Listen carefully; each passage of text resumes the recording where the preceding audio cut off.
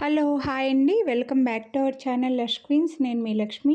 ఈ వీడియోలో beautiful premium microplated బాగా స్ట్రాంగ్గా ఉండే south screw back stud ear రింగ్స్ని అయితే షేర్ చేసినానండి.